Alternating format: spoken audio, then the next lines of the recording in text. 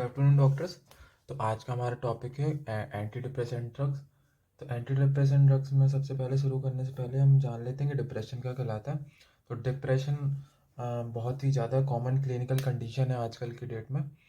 तो डिप्रेशन में क्या होता है कि sad mood, loss of interest, low energy, worthlessness, guilt, agitation, sleep disturbances, suicidal thoughts, ये सब जितने भी लो फील कराने वाली ये चीज़ें हैं, इन सबको डिप्रेशन डिप्रेशन में आती हैं सब चीज़ें। ठीक है। तो डिप्रेशन का पैथोजेनेसिस या डिप्रेशन का कॉज क्या होता है। तो सबसे पहले डिप्रेशन को कॉज कराने के लिए एक चीज़ होती है BDNF। तो अगर BDNF का लेवल डिक्रीज हो जाएगा तो डिप्रेशन हो सकता है। तो BDNF क्या कराता है, BDNF को क्या बोलते हैं, ब्रेन डिराइव्ड न्यूरोट्रॉपिक फैक्टर। जो BDF होता है वो न्यूरोनल प्लास्टिसिटी कराता है। न्यूरोनल प्लास्टिसिटी मतलब forming connection with other neuron. ये जो BDNF है वो और दूसरे न्यूरॉन से कनेक्शन सिंथेसाइज कराता है और अपना मूड को मेंटेन करके रखता है। तो अगर BDNF की कमी हो जाएगी तो ये न्यूरोनल प्लास्टिसिटी नहीं होगी और इससे डिप्रेशन हो सकता है। और क्या, जो मोनोअमीन्स होते हैं जैसे कि 5-HT, सेरोटोनिन अपना हो गया, नॉन एड्रिनलिन हो गया, डोपामीन हो गया, ये सब जो है ये BDNF के सिंथेसिस में काम आते हैं। तो अगर इनका लेवल कम हो जाएगा तो अपना क्या हो जाएगा, डिप्रेशन में चले जाएगा पेशेंट। ठीक है। तो अब क्या होता है कि ये थोड़ा देख लेते, जैसे 5-HT सेरोटोनिन है, सेरोटोनिन यहाँ से रिलीज हुआ। ठीक है। तो अगर अपन का सेरोटोनिन का लेवल कम हो रहा है, अगर अपन उसको बढ़ाना है तो कैसे बढ़ा सकते हैं। एक तो ये जो सेरोटोनिन है इसको मेटाबोलाइज करने के लिए एक एंजाइम होता है MAO, मोनो अमाइन ऑक्सीडेज। ठीक है। तो मोनो अमाइन ऑक्सीडेज है, अगर इसको इनिबिट कर देंगे तो 5-HT ज़्यादा रहेगा इसमें क्लेफ्ट में और ज़्यादा टाइम तक वर्क करेगा। एक क्या कर सकते हैं, जब इसका रीअपटेक होता है, रीअपटेक को रोक देंगे तो रीअपटेक नहीं होगा और ये 5-HT ज़्यादा देर देर तक रहेगा यहाँ पर और इसका एक्शन बढ़ जाएगा। तो अपन जो अपनी ड्रग्स होंगी वो मेनली कैसे एक्ट कराएंगे, एक तो जो ये एंजाइम है इसको इनिबिट करके और रीअपटेक को इनिबिट करके। ठीक है। अब आ जाते हैं अपन इसके क्लासिफिकेशन में। तो हम्म, तो अब आ जाते हैं अपन इसके क्लासिफिकेशन में। क्लासिफिकेशन अपन इसका ऐसे ही कर रहे हैं कि अपन एक तो इसको एंजाइम को इनिबिट कर देंगे और इसके ये जो रीअपटेक है इसको इनिबिट कर देंगे। ठीक है। तो इसके क्लासिफिकेशन में ऐसा है कि सबसे पहले अपन देखते हैं वही माओ इनिबिटर्स, इसको रीमा भी बोलते हैं। रीमास कैसे, रिवर्सिबल इनिबिटर ऑफ माओ ए। तो माओ बी जो है वो दो टाइप्स का होता है, माओ ए और माओ बी। तो ये मेनली माओ ए पे एक्ट करता है। ठीक है। फिर अब माओ ए में कौन कौन से आते हैं, ये इसमें कौन कौन सी ड्रग्स आती है, मोक्लोबिमाइड और क्लोरकिलीन। ठीक है। तो ये दो ड्रग्स आती हैं। अब आते हैं उसके बाद रीअपटेक इनिबिटर में। रीअपटेक इनिबिटर दो टाइप के होंगे। एक ऐसे इनिबिटर जो सिर्फ सेरोटोनिन पे एक्ट करते हैं तो उसको क्या बोलेंगे, सिलेक्टिव सेरोटोनिन रीअपटेक इनिबिटर। और एक ऐसे इनिबिटर जो सेरोटोनिन और नॉन एड्रेनालिन दोनों को रीअपटेक इनिबिट करते हैं उसका, तो उसको बोलेंगे SNRI। सिलेक्टिव रीअपटेक इनिबिटर में आ जाएगी फ्लॉक्सेटिन, पैरोक्सेटिन, डेपोक्सेटिन और सिटेलोप्रम, एक्साइटोलोप्रम। तो ये सब ड्रग्स आ जाएंगे इसमें। फिर SNRI में वेनलाफेक्सिन, डेसवेनलाफेक्सिन और डुलोक्सेटिन। ठीक है। तो ये तीन ड्रग्स आ जाएंगे इसमें SNRI में। फिर एक और ग्रुप है ट्राईसाइक्लिक एंटी डिप्रेसेंट। तो ट्राईसाइक्लिक एंटी डिप्रेसेंट क्या कराता है, नॉन एपिनेफ्रिन और 5-HT का रीअपटेक इनिबिट कराता है। ठीक है। तो इसमें इसमें और इन दोनों में क्या अंतर है, ये भी तो नॉन एपिनेफ्रिन का रीअपटेक इनिबिट करा रहा है, बस इसमें ये अंतर है कि इसमें एंटी कॉलिनर्जिक साइड इफेक्ट होते हैं, इसमें नहीं होते हैं। तो ये सिर्फ यही काम करता है, नॉन एड्रेनालिन को रीअपटेक कराता है और ये इसमें और भी जगह एक्ट करता है। ठीक है। फिर एक आखिरी क्लास होती है atypical anti depressant. Atypical anti depressant में ट्राजोडोन, मियानसेरिन, मेटाजेपिन, ब्यूप्रोपियोन, एमोक्सापिन। तो ये हो गया उसका क्लासिफिकेशन में। और इस एंटी डिप्रेसेंट ड्रग में सबसे इंपॉर्टेंट जो क्लास है वो है SSRI। इसी पे शॉर्ट नोट आता है अपनी यूनिवर्सिटी में, तो अपन इसको ध्यान से पढ़ना अपन को। ठीक है। तो अपन वन बाई वन एक एक करके अपन डिस्कस करते हैं। सबसे पहले अपन पढ़ेंगे TCA, ट्राईसाइक्लिक एंटी डिप्रेसेंट। ठीक है। तो ट्राईसाइक्लिक एंटी डिप्रेसेंट क्या है, सबसे पहले क्या कर रहा है कि इनिबिशन ऑफ नॉन एड्रेनालिन और 5-HT का रीअपटेक कम कराता है। ठीक है।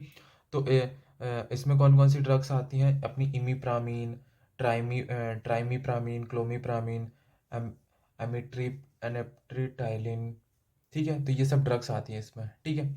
फिर ये क्या करा रही है, एक तो ये नॉन एपिनेफ्रिन का रीअपटेक कम करा रही है, 5-HT का रीअपटेक कम करा रही हैं, तो जिससे इसका लेवल बढ़ जाएगा। फिर और कहाँ एक्ट कर रही है, एक तो मस्करेनिक रिसेप्टर पे एक्ट कर रही है, मस्करेनिक रिसेप्टर पे एक्ट करेगी तो एंटीकोलिनर्जिक साइड इफेक्ट आ जाएंगे, dryness of mouth, blurring of vision, urinary retention, ये सब एंटीकोलिनर्जिक साइड इफेक्ट आ जाएंगे। फिर आता है अपना अल्फा वन पे ब्लॉक करेगी, अल्फा वन को ब्लॉक करेगी तो इससे पोस्चरल हाइपरटेंशन हाइपोटेंशन हो जाएगा, पोस्चरल हाइपोटेंशन हो जाएगा। फिर H1 को ब्लॉक करेगी तो सीडेशन आ जाएगा। ठीक है, तो ये सब अपन ने एंटीसाइकोटिक ड्रग में पढ़े थे, तो वही उसका रिपीट है। फिर उसके बाद आते हैं इसके एडवर्स इफेक्ट, क्या कहेंगे, एट्रोपिन लाइक साइड इफेक्ट। ये एंटीकोलिनर्जिक इफेक्ट शो कर रहा है तो एट्रोपिन लाइक साइड इफेक्ट होती है। अल्फा वन को ब्लॉक कर रहा है तो पोस्चरल हाइपोटेंशन होगा, H1 को ब्लॉक कर रहा है सेडेशन होगा। और कौन कौन से अदर साइड इफेक्ट हैं, वो है वेट गेन, कॉन्वल्सन्स, ये सब हो सकता है। और इसके ड्रग इंटरेक्शन में आते हैं, तो ड्रग इंटरेक्शन में TCA को अगर अपन अल्कोहल या CNS डिप्रेसेंट्स के साथ देंगे तो वो उसके इफेक्ट को बढ़ा देता है, तो पोटेंशिएट CNS डिप्रेसेंट इफेक्ट। ठीक है, फिर अगर TCA को माओ इनहिबिटर के साथ देंगे तो वो हाइपरटेंसिव क्राइसिस, कन्वल्सन, कोमा, हाइपरपैरेक्सिया, ये सब सिम्टम्स करा देगा अगर अपन इसके साथ देंगे। तो ये है TCA के बारे में थोड़ा सा।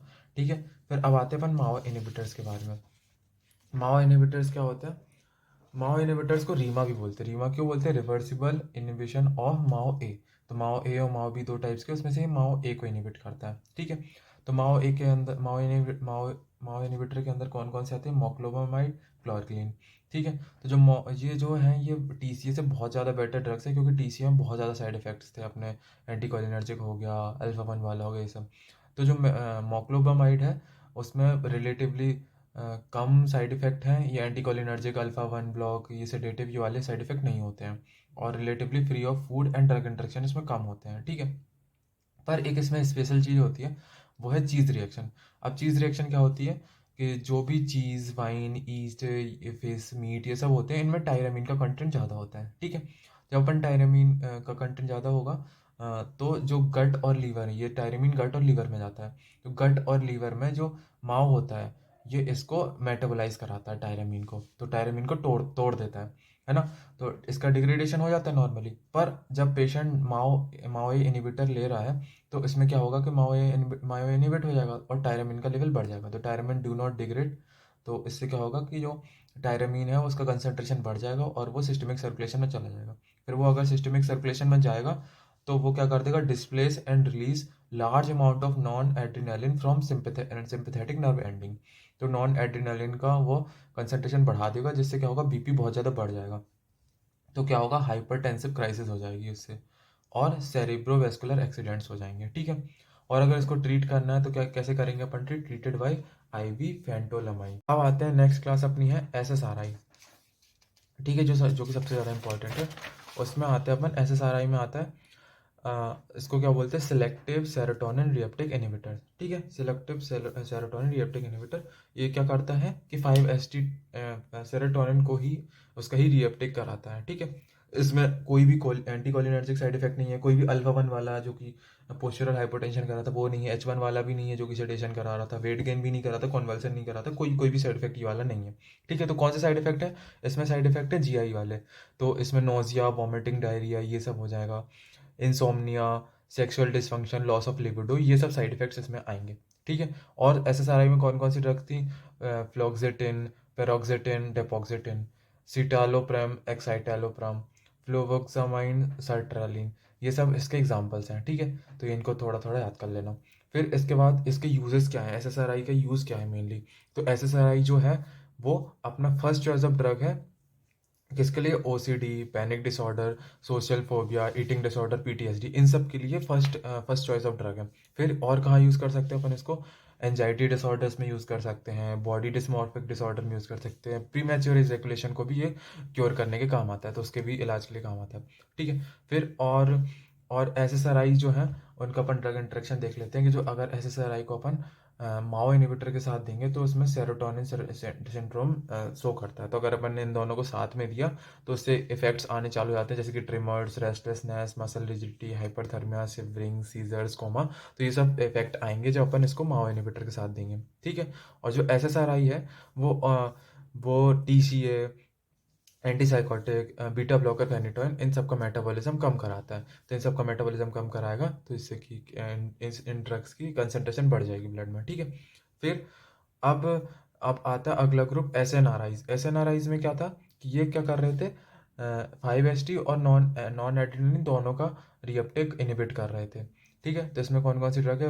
वेनलाफेक्सिन, डेसवेनलाफेक्सिन और ड्यूलोक्सिटिन। ठीक है, तो ये इसके अंदर आ गई। ठीक है, अब आते हैं अपन next uses of antidepressant. ठीक है, तो यूजेस ऑफ एंटी डिप्रेसेंट में अपना आता है मेनली कि अपन से पूछते हैं कि एंटी डिप्रेसेंट ड्रग्स का और भी कहाँ कहाँ यूजेस है। ठीक है, यूज़ है तो एंटी डिप्रेसेंट जो ड्रग है उसको अपन मेनली तो डिप्रेशन के लिए यूज़ करते हैं। ठीक है, तो जो डिप्रेशन में अपन उसको एंडोजीनियस डिप्रेशन जो कि मेजर डिप्रेशन है, सीवियर डिप्रेशन है, उसमें दे सकते हैं, और बाइपोलर इलनेस, मूड डिसऑर्डर, ये सब इन सब में दे सकते हैं। ठीक है, पर अब आती है किसकी बात? SSRI और TCA। SSRI और TCA में कौन बेटर है? ऐसा SSRI ज़्यादा बेटर ड्रग है। क्यों? क्योंकि जो SSRI है उसमें साइड इफेक्ट कम है TCA से, और लॉन्गर ड्यूरेशन होती है। ठीक है, और कहाँ दे सकते हैं इसको एंटी डिप्रेशन ड्रग्स को? एनजाइटी डिसऑर्डर्स में दे सकते हैं, और OCD अपन ने देखा उसमें दे सकते हैं, नॉक्टर्नल एन्यूरेसिस उसमें दे सकते हैं, और किस में दे सकते हैं अपन?